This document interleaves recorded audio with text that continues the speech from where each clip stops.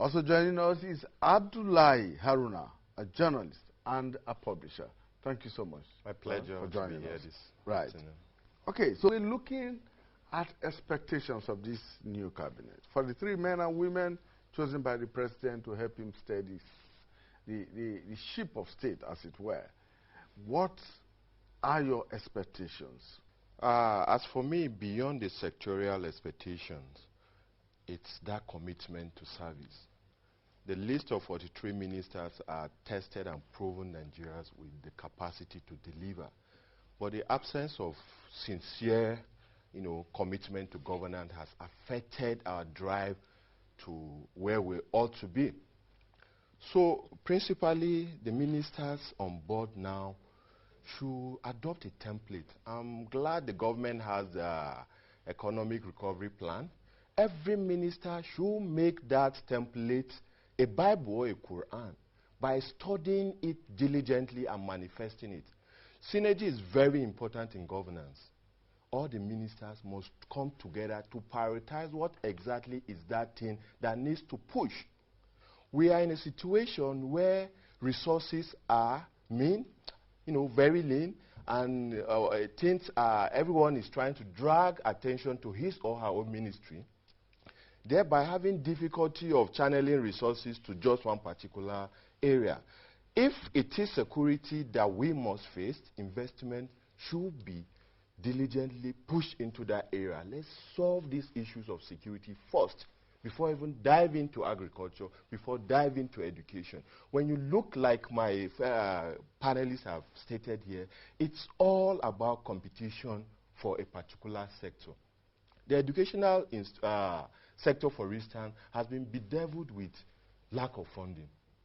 And there's no amount of money you push into that sector that will address the inadequacy in that sector. So now what do we do? What we need to do is to begin to prioritize. Let's look at security. Invest in security. By the time we're beginning to achieve certain milestones, then we shift to education. When you continue to do this, definitely by the next 4 years, you discover that we have a tangible measurement in terms of governance, in terms of achievement. But when we begin to throw resources left, right, and center, and there's no coordination, we'll continue to have a repeat of this kind of discussion, where every year, every 4 years, we talk about what has happened, what has not been achieved. So what we're saying, the ministers on board principally should create big ideas, fresh ideas, within a very timely manner. And I'm glad that the ministers have actually hit the ground running.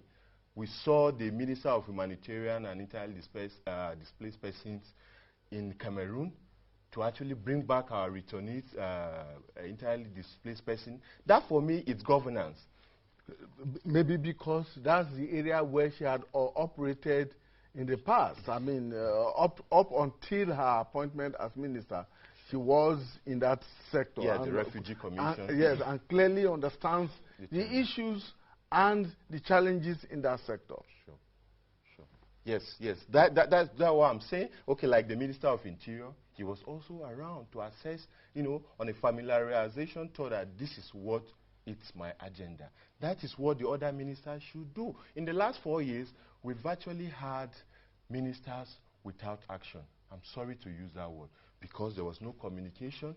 Besides, very few of them who were communicating to Nigerians. Barely all of them went to sleep. And that should not happen this time around. So Abdullah, would it have been of benefit or of some great assistance if, for instance, the president, in proposing and recommending his ministers to the Senate for screening and approval, had attached portfolios to those names, and then those ministers themselves, those nominees themselves, would have known that, oh, this is where I am going, and begin to prepare their minds for what they would do as soon as they are inaugurated? Portfolio attached to ministerial nominees, definitely in our kind of peculiarity, will carry certain things. Interest, left, right, and center will actually happen. But let's look at governance itself. A minister is not coming to change the existing status quo in ministries. For instance, they have technical laydown. These people are mere supervisors, you know, who carry along the technocrats, the experts, in the civil servants on ground. So these people are not coming to reinvent the wheel. What they are coming to do is to push and give a direction to the existing policies. But you're asking them to come with big ideas. Big ideas now is the ingenuity in them. Creativity in leadership counts. You understand? You do not have to wait until these people come to you with the ideas. You have the ideas already. Bring it forth. Let's set the ball rolling. That is what I'm saying. There's no way you can query the credentials or precedents of these ministers. They have it. They've been around for a long time, either in the public or private sector. Now, why should it be difficult for them to achieve results? This is where I'm challenging them to come with big ideas. Big ideas, not necessarily big, fresh policies, but their own ingenuity. What creativity do you have on the table to push your ministry to the next level? That is what we're talking about. All right, thank you so much for staying with us. People, politics, and power. And we are looking at the enormous task, the enormous responsibility that lies ahead of the new ministers who were inaugurated on Wednesday by Mr. President. Well, like we heard from my guest analysts, some of them have actually hit the ground running, if not all of them. But a big but is, what should they be looking at in their various sectors?